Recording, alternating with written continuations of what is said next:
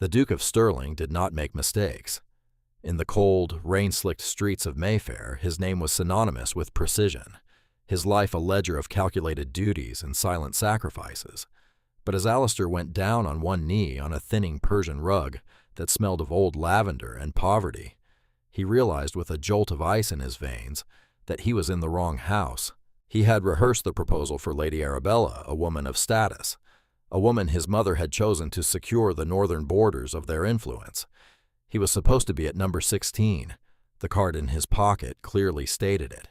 Yet as he looked up, the woman staring back at him was not the polished diamond-bright Arabella. She was a ghost of a nobility long faded. Her dress was a simple washed-out yellow muslin, hemmed by hand, and her eyes, a startling stormy gray, held a depth of intelligence that no finishing school could grant. This was Elena Vance, the companion, the daughter of a ruined house. Alistair's heart hammered against his ribs like a trapped bird, but his voice remained the low, authoritative rumble that governed councils.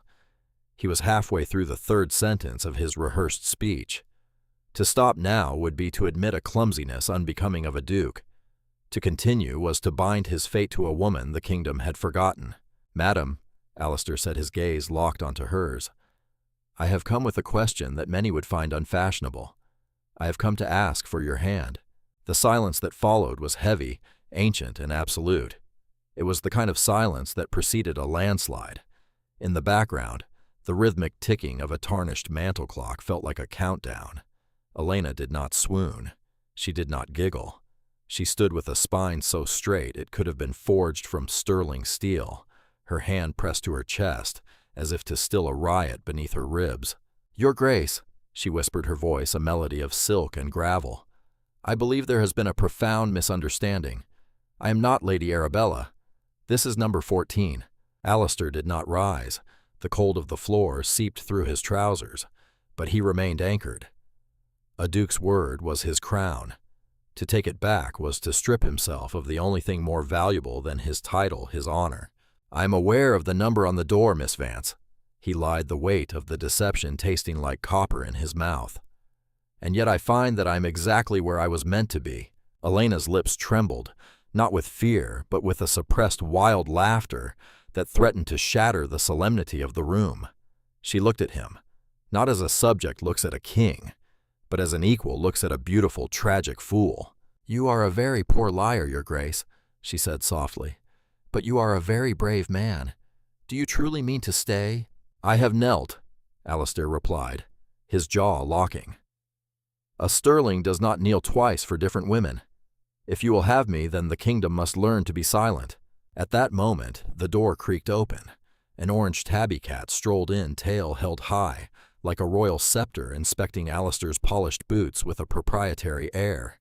Elena finally let out the laugh she had been holding, a sound so bright and genuine it made the dim, dusty morning room feel like a palace gallery. She crouched down until she was eye level with him. Up close, he could see the faint scar on her chin and the sheer raw dignity in her gaze. She was a queen in exile, wearing yellow muslin as if it were coronation robes. "Very well, Duke Alistair," she murmured. "I accept, provisionally, until you realize the madness of what you've done. But for now, please stand up. You are far too tall to be down there, and my mother's rug cannot handle much more of your weight." As Alistair rose, his height dominating the small room, he felt a strange, terrifying shift in the world. He had come for a political alliance. He had found a revolution. He looked out the window toward number 16, where Lady Arabella surely waited with her calculated smiles. He felt nothing but a staggering, profound sense of relief. He did not know then that his mother, the Dowager Duchess, was watching from her carriage down the street, a small, knowing smile playing on her lips. He did not know that Elena Vance carried a secret in her blood that would set the kingdom ablaze. All he knew was that the wrong woman had just given him the first real breath of his life. "Tea, Your Grace?" Elena asked, moving toward a chipped porcelain set with the grace of a woman born to pour for emperors. "It is quite bad tea, I'm afraid. We economize on the leaves." "Tea," Alistair said, his voice regaining its granite edge, "would be a kindness." He sat in the best chair, the only chair without a broken spring, and watched her. He was the Duke of Stirling, and he had just committed the greatest blunder in the history of his house. And for the first time in 26 years, he didn't care about the ledger. He only cared about the woman who laughed at pigeons and wore her poverty like a crown. The Dowager Duchess Beatrice of Stirling was a woman who measured time not in seconds, but in legacies. As she sat in the shadowed corner of her mahogany-lined carriage, her gloved fingers traced the edge of a faded silk ribbon, the same shade of yellow Elena Vance had been wearing. She heard the heavy thud of the door at number 14 closing behind her son, and she let out a breath that was half prayer, half victory. Alistair believed he was a man of logic. He believed he had merely stumbled. He did not know that his mother had spent 3 years watching the Vance women from afar, observing how Elena carried the weight of her family's ruin with a spine that refused to bend. Beatrice knew that a kingdom as cold as Stirling did not need a diamond like Arabella, who would only reflect the ice. It needed a hearth. It needed a woman who knew what it was to lose everything and still remain royal in the dark. In the dim morning room, the silence between Alistair and Elena shifted from shock to a wary, elegant curiosity. Alistair watched her move. There was a quiet economy to her actions, the way she warmed the teapot, the way she arranged the 2 mismatched cups. She did not apologize for the cracks in the porcelain, nor did she try to hide the damp patch on the ceiling. She occupied the space as if the peeling wallpaper were cloth of gold. "My mother gave me the address," Alistair said abruptly, his voice cutting through the hiss of the kettle. "She told me there was a book to be returned to number 14 before I proceeded to my engagement at number 16. I believed her." Elena paused, the teapot hovering over his cup. A small, knowing smile touched her lips, a smile that reached her stormy gray eyes and made Alistair's pulse skip a beat. "The Dowager Duchess does not return books herself, Your Grace," Elena murmured. "And she certainly does not send her son, the future of the Northern Crown, to do a footman's errand on the morning of his betrothal. Unless, of course, the book was never the point." Alistair looked at her, his eyes narrowing. "You think she intended for this mistake?" "I think your mother is a woman who understands that the heart sees what the ledger misses," Elena replied, pouring the tea. It was pale, the color of weak sunlight, but she handed it to him with the gravity of a coronation chalice. "She knows that my father, Christopher Vance, was the king's most loyal advisor before the shadows took him. She knows that the blood in my veins is as old as the stones of Stirling Castle, even if my pockets are empty." Alistair took a sip of the tea. It was bitter, scorched by a kettle kept too long on the hob, yet it was the most honest thing he had tasted in years. He thought of his father, the late Duke who had died with his jaw locked in a grimace of duty. He thought of the 7 years he had spent becoming a statue for the people to look at. "She wrote a paragraph about you," Alistair confessed, his voice dropping to a near whisper. "In a list of names. She said that if you loved a man, he would survive her. I didn't understand it until I saw you laughing at that pigeon." Elena stilled. The mention of the Dowager's words seemed to pull a veil across her face. For a moment, the poverty of the room seemed to sharpen the cold draft under the door, the smell of the coal dust. "Love is an expensive luxury, Your Grace," she said, her voice turning brittle. "One that the Vance family could not afford after the debts were called in. My mother is unwell. My days are spent mending lace for women who used to curtsy to me. Why would a woman like Beatrice of Stirling want a salvage operation for her son?" "Because you are not a compromise, Elena," Alistair said, using her name for the first time. The word felt heavy, sovereign, and right. "She did not choose you because you were easy. She chose you because you were the only one who didn't look at me and see a crown. You looked at me and saw a fool on a rug." He reached into his breast pocket and pulled out his mother's letter. He laid it on the low table between them. Elena did not pick it up immediately. She looked at it as if it were a high-stakes gamble. "If I accept this provisional arrangement," Elena said, her gray eyes searching his, "the kingdom will not be silent for long. They will whisper in the galleries. They will call me an opportunist. They will try to find the cracks in my armor just as they found the cracks in my father's house." "Let them whisper," Alistair replied, his voice regaining the cold iron authority of the Stirling line. "The North does not answer to whispers. It answers to the Duke, and the Duke has made his choice." Outside, the rain began to turn to sleet, rattling against the windowpane like phantom applause. At number 16, Lady Arabella was likely adjusting her corset, preparing for a proposal that would never come. But in the quiet, faded warmth of number 14, a different kind of power was being forged. Alistair watched Elena as she finally reached for the letter. Her fingers were steady, the calluses from her mending work hidden beneath her grace. He realized then that his mother hadn't just sent him to the wrong house. She had sent him to the only house where he could learn to be a man instead of a monument. 3 weeks, Elena said, looking up from the parchment. We shall follow my mother's terms. You will call 3 times a week. You will drink my bad tea. You will meet my mother, who will likely treat you like a wayward schoolboy. And at the end of those weeks, if you still wish to wear this madness like a cloak, we shall see. Agreed, Alistair said, standing up. As he walked toward the door, he stopped and looked back. Elena was standing by the window, the orange cat winding around her ankles. She looked fragile against the gray light of London, but there was a flicker of something in her eyes, a spark of the queen she was born to be.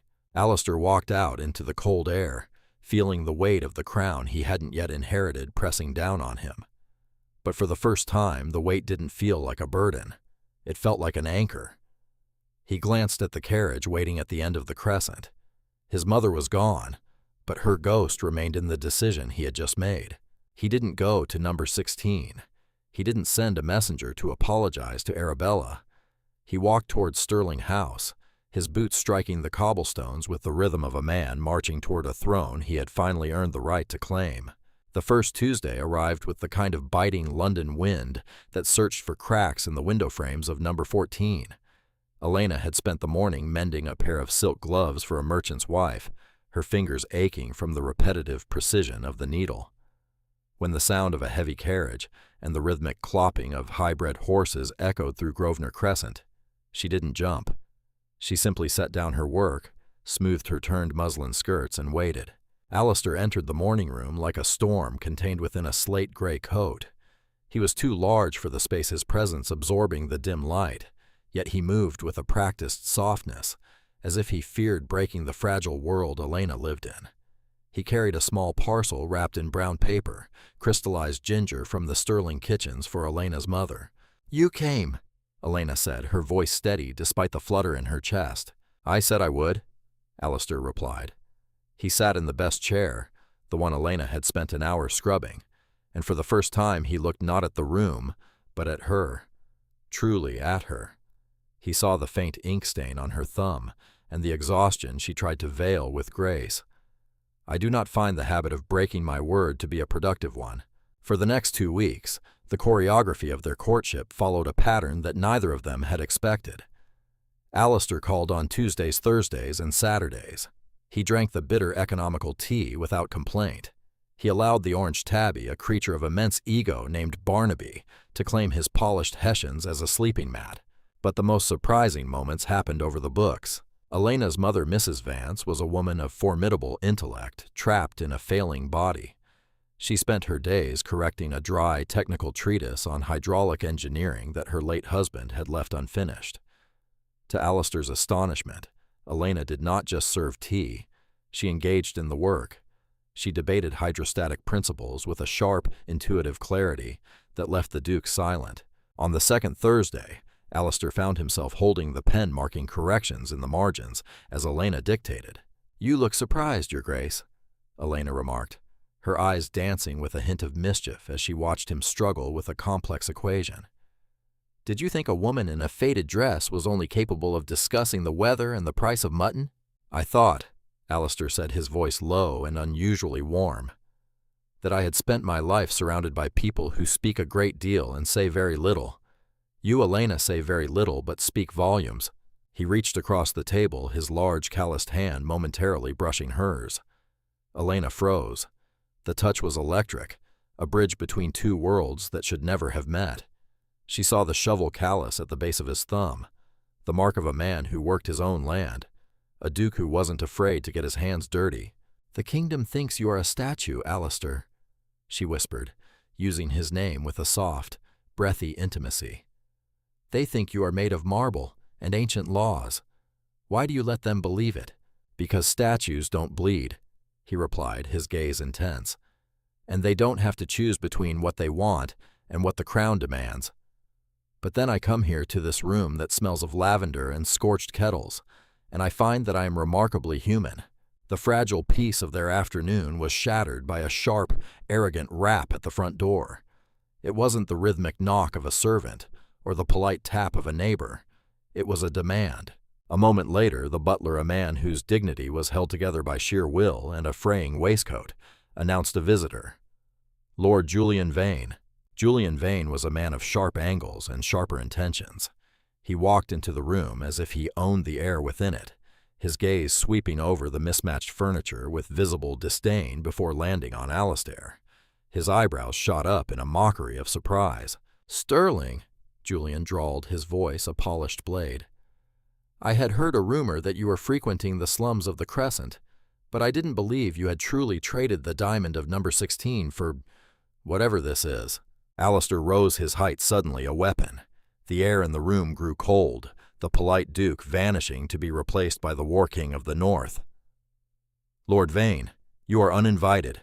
I am a creditor, Sterling.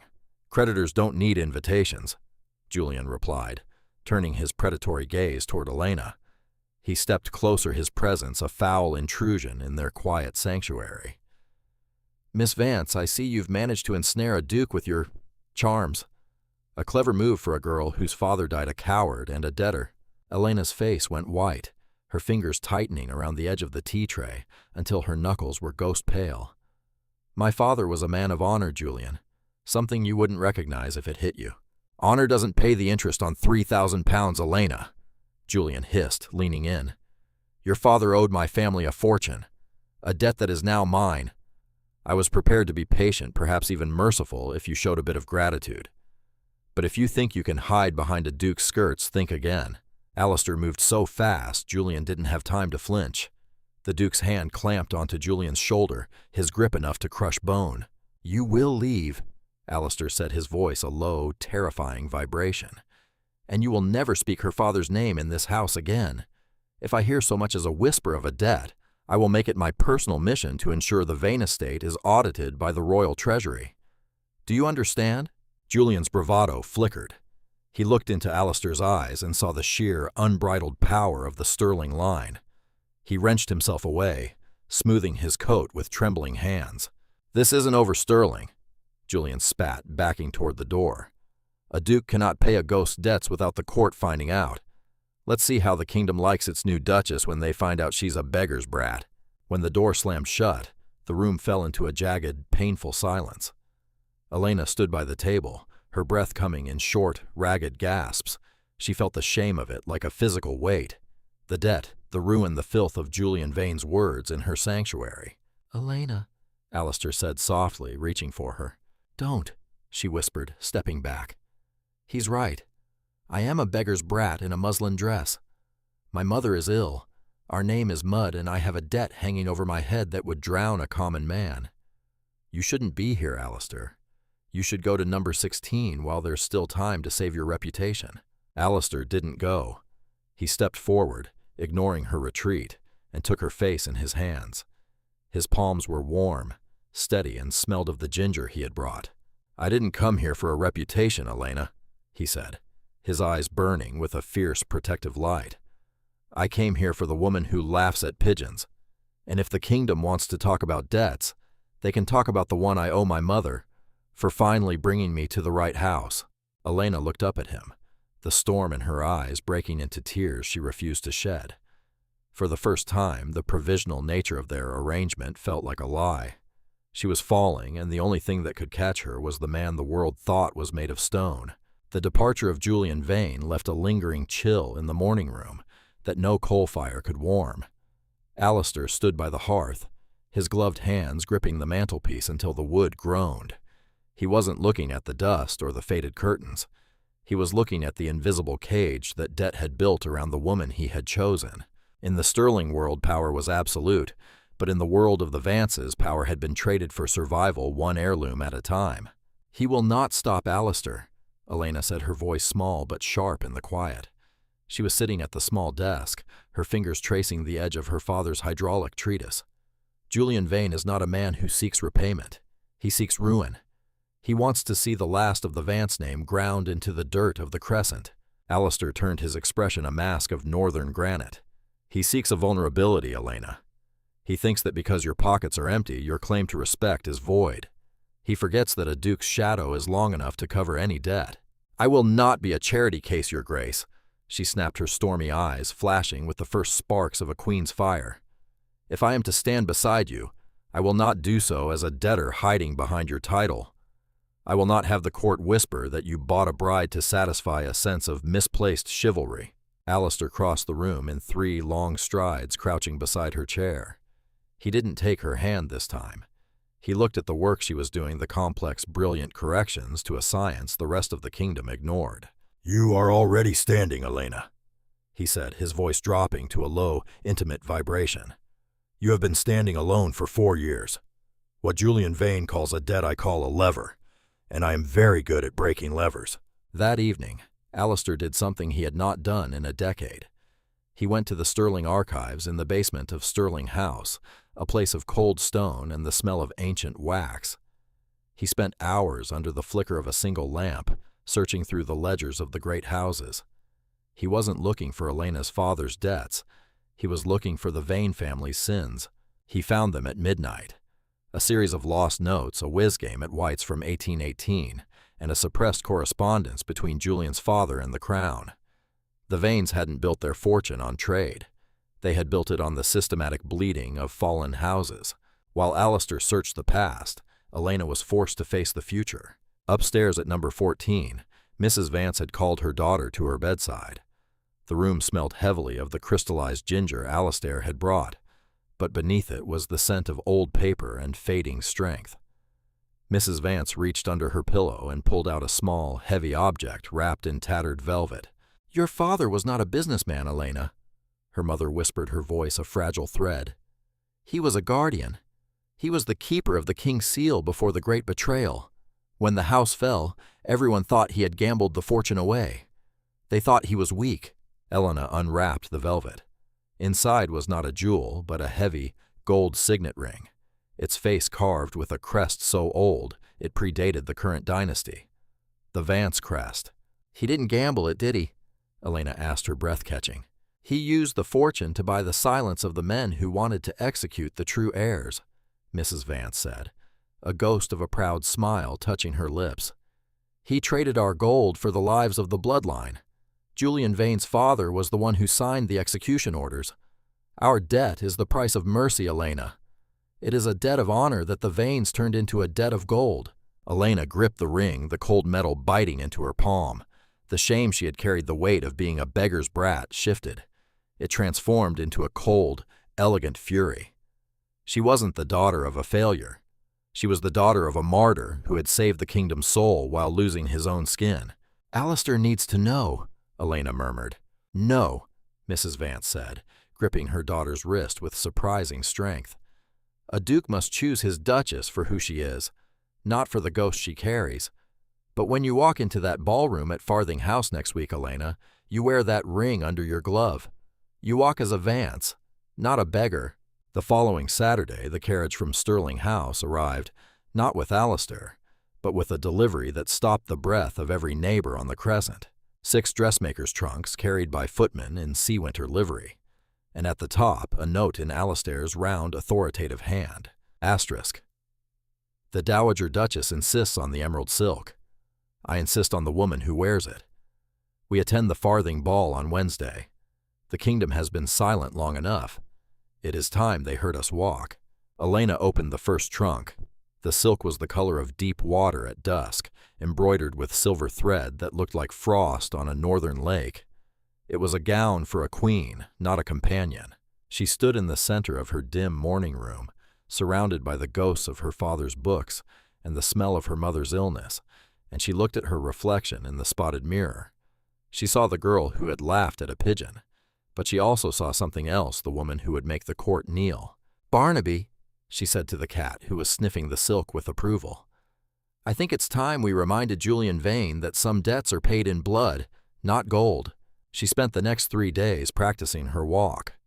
Not the hurried, practical gait of a woman running errands, but the slow, sweeping glide of the Vance women of old. She practiced her silence. She practiced the way she would hold her head when the whispers began. Alistair called on Monday, but he did not stay for tea. He stood in the hallway, his eyes scanning her face with a hunger he couldn't quite hide. "Are you ready, Elena?" he asked. "I have been ready for 4 years, Alistair," she replied. "I just didn't have the right shoes." He smiled a real rare smile that transformed his granite features into something breathtakingly handsome. He reached out and touched the hair at her temple, his fingers lingering for a heartbeat too long. "Then, on Wednesday," he whispered, "we shall give them a night they will never forget." As the door closed, Elena felt the ring beneath her bodice resting against her heart. The dead of shadows was about to meet the light of the sterling crown, and she knew with a certainty that hummed in her blood that the kingdom would never be the same. The gates of Farthing House swung open like the jaws of a gilded beast, swallowing the line of carriages that stretched toward the heart of Mayfair. Inside the sterling coach, the air was thick with the scent of Alistair's sandalwood cologne and the unspoken tension of a battle about to begin. Elena sat opposite the Duke, her spine a frozen line of defiance against the velvet cushions. The emerald silk flowed around her like a dark river, the silver embroidery catching the moonlight as they passed under the palace torches. Under her silk gloves, the gold Vance signet ring pressed against her skin, a cold secret anchor. "They will look for the girl from number 14 inches." Alistair set his voice a low vibration in the small space. He reached out his hand, hovering near hers before he pulled back, respecting her silence. "They will look for the companion who mends lace. They will expect you to falter." "Let them look," Elena replied, her gaze fixed on the approaching stone pillars of the grand entrance. "I have spent 4 years being invisible, Alistair. I have learned that when people think you are nothing, they show you exactly who they are. Tonight I intend to see everything." As the carriage door opened, a hush fell over the gathered footmen. The Duke of Stirling stepped out first, a silhouette of absolute power in black formal dress, and then he reached back to offer his hand to the woman the kingdom had been whispering about for 3 weeks. When Elena stepped onto the marble steps, the silence was physical. It wasn't the silence of respect, but the sharp indrawn breath of a court caught off guard. She didn't look down at her feet. She looked straight ahead, her head held with a regal tilt that seemed to ignore the gravity of the chandeliers above. They entered the long gallery, a room of white marble and echoing whispers. Hundreds of eyes turned as one, a flock of vultures in silk and jewels. Elena felt the heat of their scrutiny the way the women's fans snapped shut, and the men's glasses were raised. "Is that her?" a voice whispered loud enough to be heard over the opening notes of the orchestra. "The beggar from the Crescent. She wears the sterling colors as if she earned them." Alistair's jaw locked, his arm tensing under Elena's hand. He made to turn toward the speaker, but Elena leaned in her voice a cool blade of silk. "Do not, Alistair," she murmured. "A lion does not turn for the braying of a donkey. We are here for the throne room, not the stables." They reached the center of the room where the higher nobility gathered. Among them stood Lady Arabella, looking brittle and sharp in pale blue, and beside her, Julian Vane. Julian looked triumphant, a man holding a winning hand he hadn't yet played. "Your Grace," Julian said, bowing just a fraction too shallowly to be respectful. "And Miss Vance, I see the sterling treasury has been busy. The gown is exquisite. It almost hides the smell of scorched tea and coal dust." A ripple of cruel laughter went through the circle of nobles. Arabella smiled behind her fan, her eyes cold, with the bitterness of a woman passed over. Elena stepped forward, releasing Alistair's arm. She didn't retreat. She moved into Julian's personal space, her movements as fluid as water. "Lord Vane," she said, her voice carrying through the sudden quiet of the gallery. "It is fascinating that you mention the sterling treasury. I should have thought you would be more concerned with your own. I understand the Crown's auditors have been taking a keen interest in the 1818 WIS records lately. Such a complicated year for your family, wasn't it?" Julian's smile faltered, his face turning a sickly shade of gray. "I don't know what you're implying, Miss Vance." "I am implying nothing," Elena replied, her stormy eyes locking onto his. "I am merely observing that some debts are written in ink, while others are carved in the history of this court. And history has a way of being inconveniently accurate." She turned away from him before he could respond, reclaiming Alistair's arm. The Duke was looking at her with a mixture of shock and a pride so fierce it was almost terrifying. "Where did you learn to strike like that?" he whispered as they moved toward the dais. "My mother taught me that a Vance does not argue," she said, her heart hammering against her ribs, despite her calm facade. "A Vance merely states the truth and lets the other person choke on it." But the victory was short-lived. As they approached the head of the room, the Dowager Duchess Beatrice was seated in a high-backed chair, surrounded by the old guard of the kingdom. She looked frail, her skin like parchment, but her eyes were twin fires of intelligence. Beside her sat a man Elena didn't recognize, a tall, somber official wearing the seal of the royal chancellor. "Beatrice," Alistair said, bowing to his mother. "Alistair," the Dowager replied, her gaze moving to Elena. She didn't smile. She looked at Elena with a terrifying clinical intensity. "Miss Vance, you wear the emerald well, but the Chancellor here has been raising questions about the legitimacy of your family's claims to the old titles. It seems a set of papers has gone missing from the Royal Seal office, papers that your father was the last to hold." The Chancellor stood his face, a mask of bureaucratic coldness. "Miss Vance, until those seals are accounted for, you are technically a person under suspicion of theft against the crown. This ball was intended to be your introduction, but it may very well be your deposition." Elena felt the room shift. The whispers turned into a roar. Julian Vane moved back into the circle, his eyes gleaming with malice. "The King's seal!" Julian shouted, his voice ringing through the gallery. "The beggar's father stole the King's seal to hide his own debts. She isn't a duchess in waiting. She's the daughter of a traitor." Alistair stepped in front of Elena, his hand going to the hilt of the ceremonial sword at his hip. Silence, but the damage was done. Elena stood in the center of the most powerful room in the kingdom, stripped of her dignity once again. She felt the cold marble under her feet, the weight of the silver thread on her shoulders, and for a heartbeat, she felt the darkness of exile closing in. Then she felt the ring, the heavy gold signet under her glove. She looked at Julian, then at the Chancellor, and finally at Beatrice. The Dowager Duchess was watching her not with pity but with a challenge. It was the same look Elena's mother gave her when she failed a complex equation. Solve it, Elena. Use what you have. "You want the seal?" Elena asked, her voice low, but carrying an authority that cut through the noise. "You want the truth about what Christopher Vance took to his grave?" She reached for her glove, her fingers steady as she began to pull the silk away from her hand. The kingdom went silent. Even the orchestra stopped playing. It was a moment of pure palace tension, the hush before a throne falls. "Be careful, Miss Vance," the Chancellor warned. "If you produce a forgery, it is treason." "I do not deal in forgeries," Elena said, her voice rising as she bared her hand to the light of 300 candles. "I deal in the blood that bought your mercy." As the silk fell away, the gold Vance signet flashed in the candlelight. But it wasn't just a ring. Elena pressed a hidden spring on the side of the crest, and the face of the ring flipped open to reveal a small, jagged piece of the true King's seal, the piece that had been missing for 20 years. The Chancellor gasped, dropping his glass. The Dowager Duchess Beatrice let out a long, shuddering breath. "The seal was never stolen," Elena said, her eyes burning with a northern fire. "It was divided. Half to the king and half to the man who saved his children. My father didn't die a debtor. He died a kingmaker, and I'm here to collect the interest." The silence in the long gallery was no longer the heavy, suffocating blanket of judgment. It had become the breathless quiet of a court witnessing a resurrection. Elena stood beneath the central chandelier, the jagged fragment of the King's seal in her palm, glowing like a fallen star. The royal chancellor, a man who had served 3 monarchs and seen 1,000 lies, did not move to arrest her. Instead, he took a slow, trembling step forward, his eyes fixed on the gold mark. He reached out with a gloved hand, not to seize the object, but to verify the impossible. "It fits," the chancellor whispered, his voice cracking the silence. "The jagged edge.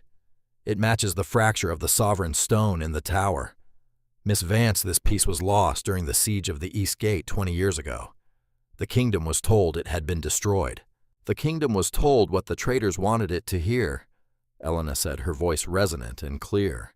cutting through the murmurs of the nobles like a clarion call. My father, Christopher Vance, did not steal this seal. He rescued it from the burning hands of the men who sought to erase the true heir's legitimacy.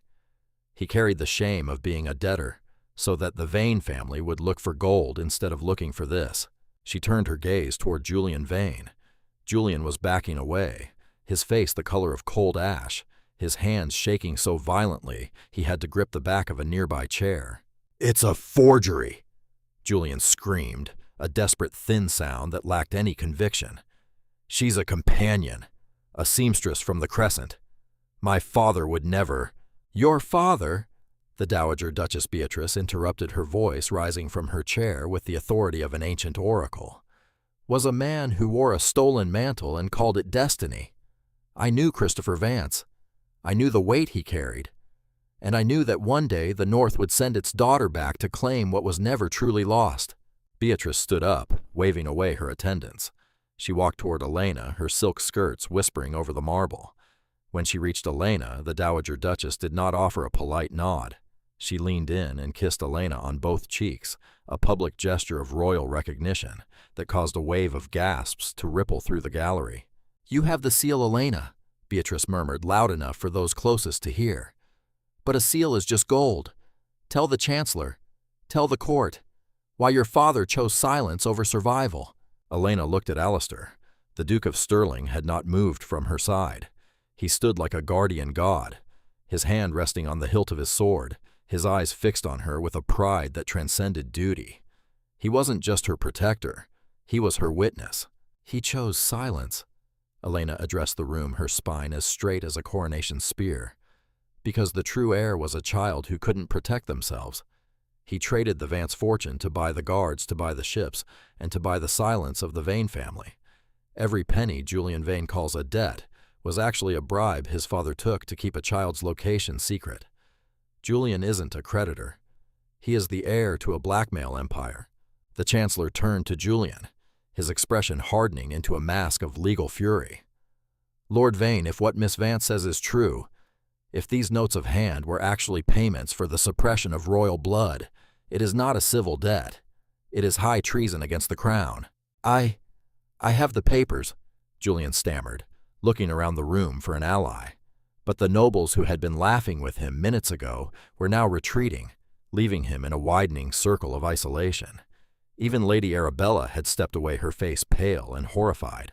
Alistair stepped forward, then his presence filling the gap between Elena and the cowering lord. "The Stirling archives have been opened, Julian," Alistair said, his voice a low, terrifying growl of thunder. "I have found the Wyss records from 1818. I have found the correspondence between your father and the executioners. Miss Vance didn't just bring a ring tonight. She brought the end of your house." Alistair turned to the Chancellor. "As the Duke of the North and a peer of the realm, I move for the immediate seizure of the Vane estate and the arrest of Julian Vane on charges of ancestral blackmail and conspiracy against the sovereign seal." "Granted," the Chancellor barked. "Guards escort Lord Vane to the tower.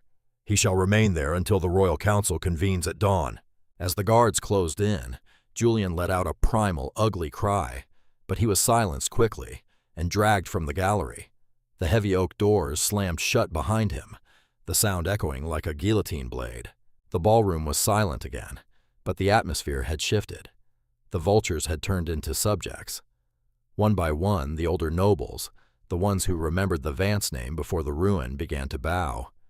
It started with a duchess from the south, then a count, then the younger lords who realized the winds of power had changed. Elena stood in the center of the bowing court, the emerald silk swirling around her. She didn't feel the triumph she had imagined. She felt a profound, aching relief.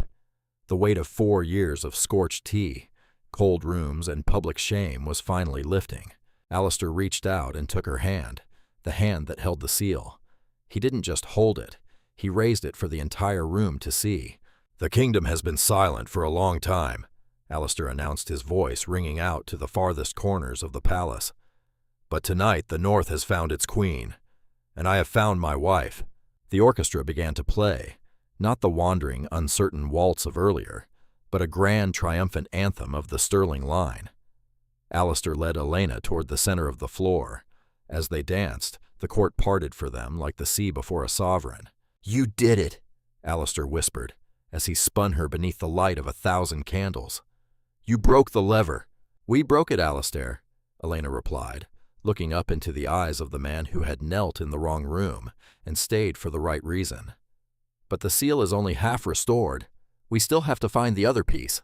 "Then we shall find it together," he promised, "even if we have to tear the kingdom apart to do it."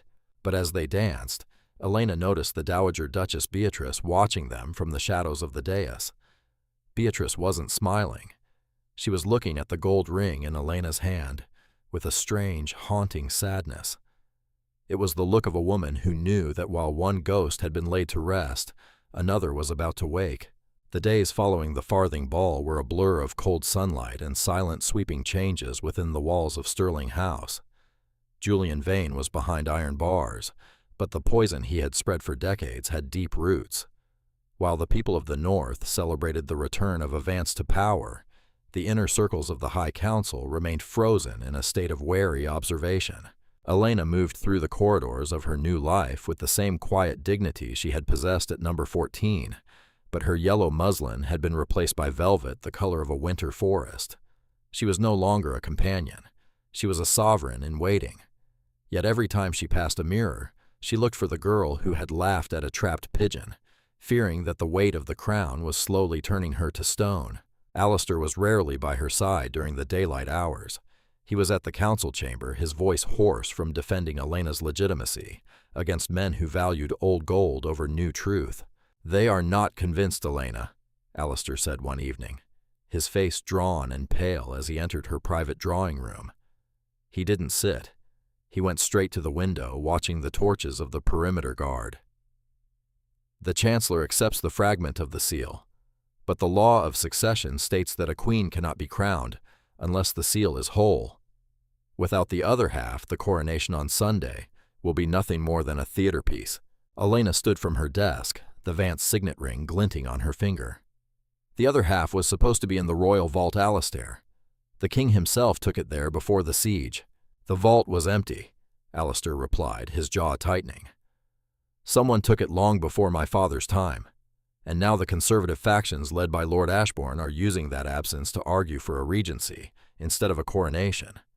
They want to keep you as a figurehead, Elena. A duchess by marriage, but never a queen by blood." Elena felt the familiar tightening of her corset, the breath trapping in her lungs. The palace was just a larger version of the Crescent, full of debts and shadows. Only here the interest was paid in lives. "Ashbourne doesn't want a regency for the kingdom's sake," Elena murmured, her mind racing through the technicalities of the law her father had taught her. "He wants it because he's the next in line if the Vance branch is ruled incomplete. He's not protecting the crown. He's waiting for it to fall." "I won't let that happen," Alistair vowed, turning to her. "Even if I have to ride to the vault myself and tear the stones apart." "No," a fragile, authoritative voice came from the doorway. The Dowager Duchess Beatrice stood there leaning heavily on a cane of polished ebony. She looked smaller than she had at the ball, her strength flickering like a dying candle, but her eyes were twin points of steel. She gestured for her attendants to leave and closed the door herself. "You won't find it in the vault, Alistair," Beatrice said, walking slowly toward them. "And Ashbourne doesn't have it either. If he did, he would have destroyed it years ago." "Then who has it, Mother?" Alistair asked, his voice urgent. Beatrice looked at Elena, a strange, haunting sadness in her gaze. Christopher Vance was a kingmaker, Elena, but he was also a man who knew that a whole seal in one place is a target. When he divided the gold, he didn't give the other half to the king. He gave it to the person he trusted most to stay hidden, the person whose death would go unnoticed by the world. Elena's heart skipped a beat. She thought of the cold rooms at number 14. She thought of her mother's silent endurance, the years of mending lace, the weak chest that the doctors couldn't explain. "My mother," Elena whispered. "She has carried it inside her bodice for 20 years, just as you carry yours," Beatrice confirmed. "She didn't tell you because to know was to be in danger. But now, with the coronation 4 days away, the secret is a greater danger than the truth." The realization hit Elena like a physical blow. The illness her mother suffered from, the fatigue, the weight on her chest. It wasn't just spirit. It was the physical weight of the kingdom's legitimacy, hidden in the lining of a tattered police. "We have to go to her," Alistair said, reaching for his coat. "Wait," Elena said, her voice sharp, with a sudden intuitive dread. "If we go now with the Sterling Guard and the royal carriage, Ashbourne's spies will know exactly where it is. They couldn't find it for 20 years because they were looking for a treasure. If they see us heading to a slum in the Crescent, they will realize it's a person." Alistair paused, his hand on the door. "Then what do? We need that seal by Sunday or the kingdom will fracture." "We do what my father did," Elena said, her stormy eyes narrowing. "We use a shadow to hide a shadow. Alistair, you will announce a grand hunt in the northern woods tomorrow. You will lead the council and Ashbourne away from the city. I will stay here ostensibly to prepare for the ceremony. And then, Elena said, a cold, elegant smile touching her lips, I will put on my old yellow muslin. I will take an unmarked hackney, and I will go home to number 14. I will bring the Queen's heart back to the palace, and by the time Ashbourne realizes the hunt was a ruse, I will be standing before the altar with a seal that is whole." Alistair looked at her, the fear for her safety warring with his admiration for her courage. He stepped forward, taking her hands in his. "It is dangerous, Elena. If they catch you alone—" "I have been alone for 4 years, Alistair," she reminded him, her voice steady. "But this time I'm not just fighting for a roof over my head. I'm fighting for the man who knelt on a thinned rug and gave me a reason to believe in kings again." He kissed her then, not the polite, formal kiss of a duke, but a desperate, searing promise of a man who would burn the world down to keep her safe. The next morning, the sterling horn sounded, and 100 riders followed the duke toward the north. Elena watched them go from behind the heavy velvet curtains of her chamber. As the sound of the horses faded, she turned to the wardrobe where her old life was packed in a plain wooden box. She pulled out the yellow muslin. It smelled of coal dust and Barnaby the cat. She pulled on the simple shoes and the frayed cloak. As she looked at herself in the mirror, the Duchess was gone. The companion was back. But as she slipped the gold signet ring into a hidden pocket, Elena realized that the crown wasn't something you wore on your head. It was something you carried in your spine. "I'm coming home, Mother," she whispered to the empty room. "And this time we're not paying the debt. We're ending it." She slipped out the servants' entrance into the gray London fog, a ghost returning to the shadows to find the light. But she didn't see the dark figure watching from the alleyway, a man wearing Ashbourne's colors, his hand going to the hilt of a hidden dagger. The hunt had begun, but the prey was not in the northern woods. The fog over Grosvenor Crescent was a cold, suffocating shroud that tasted of soot and secrets.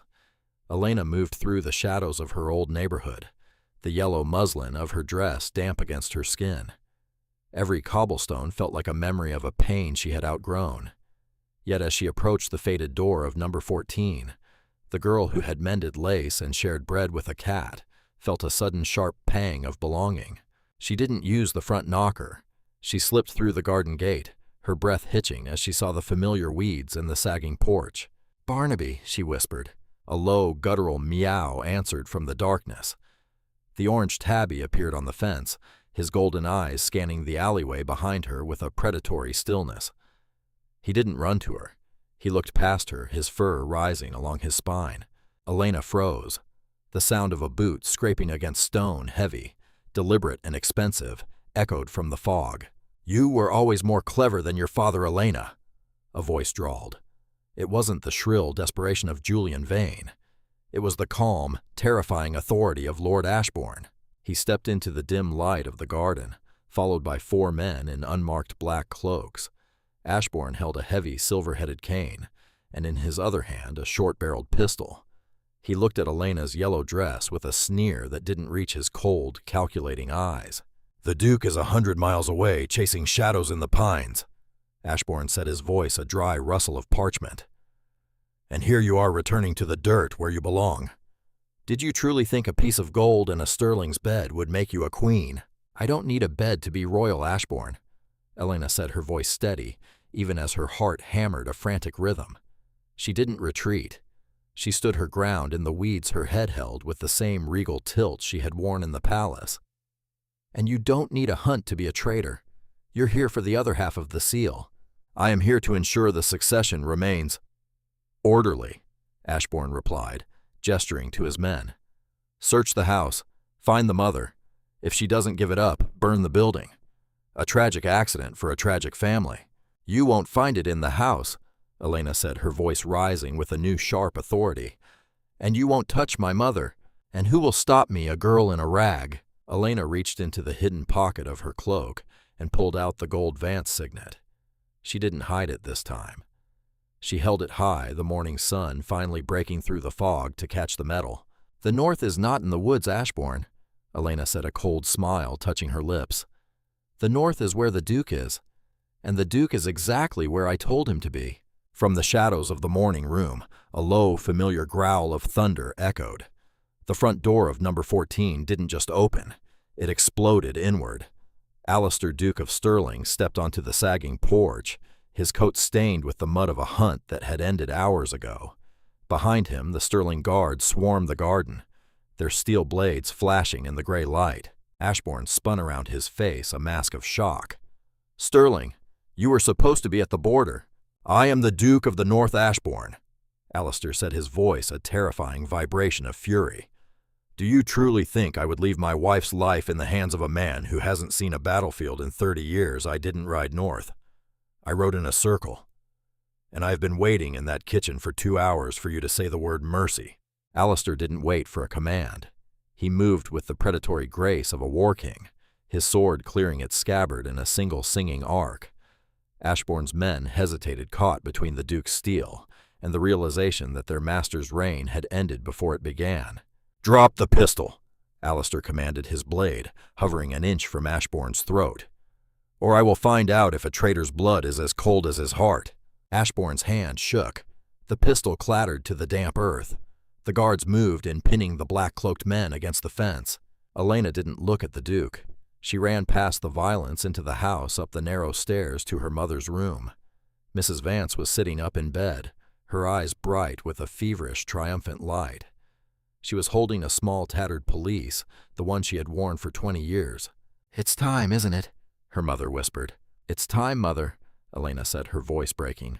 Mrs. Vance reached into the lining of the cloak and pulled out a jagged piece of gold wrapped in a scrap of the true king's blue silk. She placed it in Elena's hand. Elena walked back out to the garden. She stood on the porch looking down at the Duke, the captured traitors, and the ruins of her exile. She took the Vance signet ring from her finger, opened the hidden compartment, and pressed the 2 pieces of gold together. They didn't just fit. They clicked with the sound of a closing tomb. The seal was whole. Alistair looked up at her, the blood on his cheek from a minor scuffle forgotten. He didn't see the girl in the yellow muslin. He saw the Queen of the North standing on a rotting porch with the legitimacy of 1,000 years in her hand. The hunt is over, Alistair, Elena announced, her voice carrying through the crescent, waking the neighbors, silencing the city. Now we go to the chapel, not as a duke and his companion, but as the crown and the sword. Ashbourne was dragged away in chains, his cane left rotting in the mud. As the Stirling carriage pulled up to the gate, the Grand Sea winter coach, Alistair offered his hand. Are you ready for the palace, Elena? The palace is just a house, Alistair, she said, stepping into the carriage, the whole seal glowing in her palm. I am ready for the Vuong Quoc. As they drove away, Barnaby the cat sat on the fence of number 14, watching the royal carriage disappear into the mist.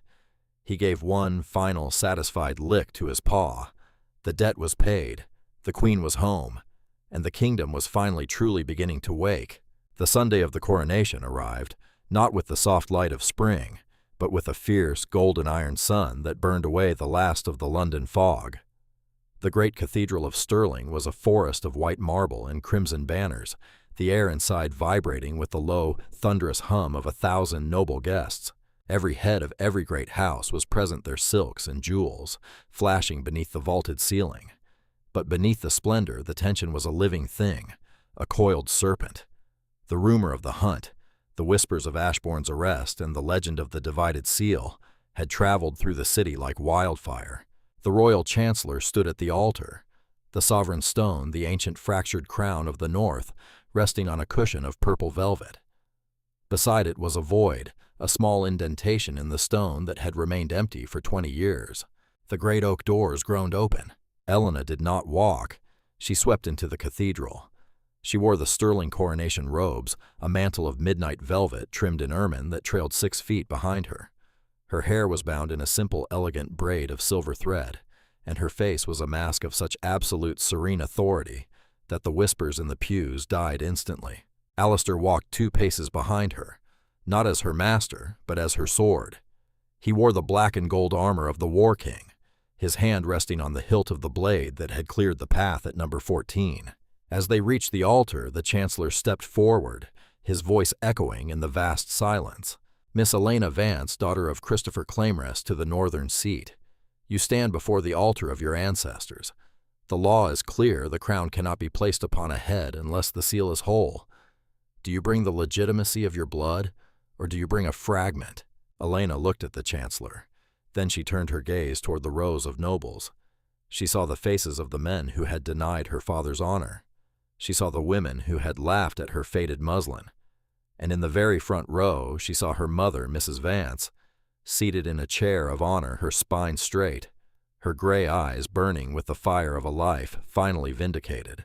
"I bring the truth," Elena said, her voice clear and resonant, reaching the farthest corners of the cathedral. She reached into the velvet folds of her robe and pulled out the gold Vance signet. With a steady hand, she placed it upon the altar. The Chancellor's fingers trembled as he picked up the ring, opening the hidden spring. The 2 pieces of gold, the Queen's heart and the Kingmaker's shield, shimmered in the candlelight. The Chancellor turned to the sovereign stone. He pressed the combined seal into the indentation. There was a sharp, crystalline click, a sound that felt like the gears of fate finally locking into place. The gold fit perfectly, the jagged edges disappearing, as if they had never been torn apart. The Chancellor fell to his knees. The sterling guard followed the clatter of their armor, a rhythmic salute. "The seal is whole," the Chancellor announced, his voice breaking with emotion. "The line is restored. Long live the Queen." Alistair stepped forward then. He didn't wait for the Chancellor. He took the sovereign stone from the cushion and turned to Elena. He didn't just place it on her head. He held it there for a heartbeat, his eyes locking onto hers with a private, fierce devotion. "I knelt for you on a ruined rug, Elena," he whispered so low only she could hear. "And I would kneel for you 1,000 times more. But today the kingdom kneels to you." He set the crown upon her brow. The weight of it was immense, a heavy, cold circle of responsibility, but Elena didn't flinch. She turned to face the court. The reaction was instantaneous. As 1,000 nobles, the proud, the cruel, the skeptical, and the loyal sank to their knees. The rustle of their silk and the thud of their knees on the marble sounded like a wave hitting the shore. "The Queen!" Alistair shouted, raising his sword. "The Queen!" The cathedral roared back, the sound shaking the stained glass windows.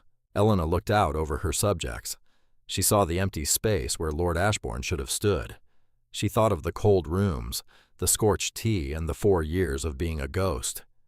She realized then that the mistake at number 14 hadn't just saved her family, it had saved the soul of the kingdom.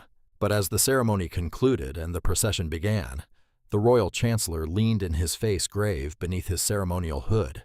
"Your Majesty," he murmured, "the Vane estate has been seized, but Julian Vane escaped the tower during the night. He was last seen riding toward the eastern border. He carries the records of the bribe, the list of names of every noble who took Vance gold to stay silent." Elena's hand tightened around Alistair's arm.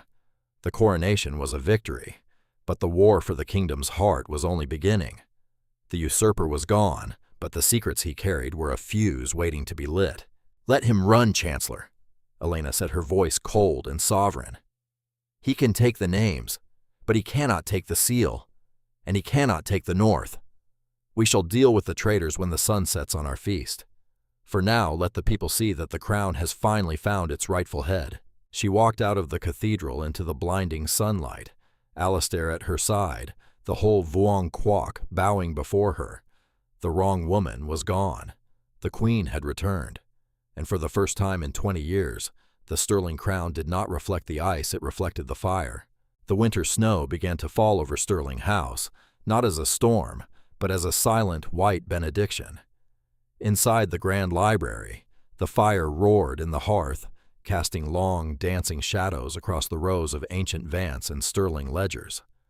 The coronation was a month in the past, yet the air in the palace felt different, lighter, as if the stones themselves had breathed a sigh of relief after 20 years of holding their breath. Alistair sat at the heavy mahogany desk, but he wasn't looking at state papers. He was looking at a small, scorched piece of parchment, the final report from the eastern border. Julian Vane had not reached the exile he sought. He had been found in a mountain pass, his horse fallen, his hands frozen around the leather satchel containing the list of traitors. He hadn't been killed by an assassin. He had been killed by the very North he had tried to exploit.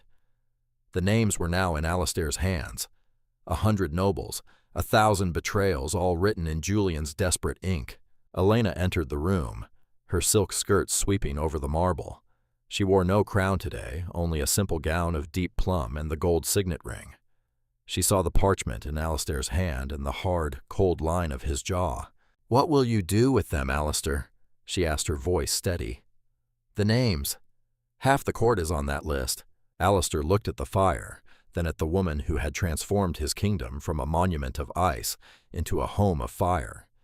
He picked up the parchment and, without a word, tossed it into the center of the flames. They watched together as the ink curled, turned to ash, and vanished up the chimney. "A queen does not rule by fear of the past, Elena," Alistair said, standing and taking her hands. "She rules by the light of the future. Let them wonder if I saw their names. Let them spend the rest of their lives trying to earn the mercy they didn't deserve. That is a greater justice than the tower." Elena leaned her head against his chest, listening to the steady, strong beat of his heart. "My mother says the North is finally quiet. She walked to the lower garden today without her cane. Dr. McIntyre says it's the Hadley beef and the lack of coal dust, but I think it's the weight. She doesn't have to carry the seal in her pelisse anymore." "And my mother," Alistair whispered. The Dowager Duchess Beatrice had not attended the post-coronation feast. She had remained in her sunroom watching the snow fall on the chestnut tree. Elena had visited her that morning. Beatrice had looked at the whole seal on Elena's finger, smiled a small, tired smile, and closed her eyes. "She is at peace, Alistair," Elena said softly. "She told me that her mistake at number 14 was the only perfect thing she ever did. She said she could finally sleep because she knew the hearth was guarded." The silence that followed was not the heavy silence of the court, but the peaceful hush of a legacy secured. The wrong woman had become the true queen, not because of a ring or a stone, but because she was the only one who knew that power without heart was just a cold debt. Months later, as the first cherry blossoms began to bud in the lower garden, a small orange cat named Barnaby sat on the arm of the throne in the great hall. No guard dared to move him. He watched as the Duke and Duchess entered, not with the stiff formality of the old regime, but with a warmth that caused the servants to smile and the nobles to bow with genuine respect. Alistair stopped before the throne, but he didn't sit. He looked at Elena, his eyes bright with a love that had survived the crescent and the crown. "The kingdom is waiting, Your Majesty," he teased. "Let them wait 5 minutes more," Elena replied, laughing the same startled bright laugh that had once echoed through a dim morning room at number 14. She reached out and adjusted Alistair's collar, her fingers lingering on the skin of his neck. "I have a poem to finish a cat to feed, and a duke who still hasn't told me where he hides the good shortbread." "It's in the 3rd drawer of the library desk," he confessed, pulling her into his arms. Under the true king's seal, they stood there, the duke and the queen, the sword and the crown, framed by the light of a new Vuong Quoc. The debt was ended, the bloodline was restored, and as the people cheered in the courtyard below, Elena Vance realized that the greatest treasure her father had ever saved wasn't a piece of gold. It was the courage to believe that even in the darkest exile, a queen is always a queen, as long as her spine is straight and her heart is fire. The kingdom was no longer silent. It was singing, and for the first time in 20 years, the song was true.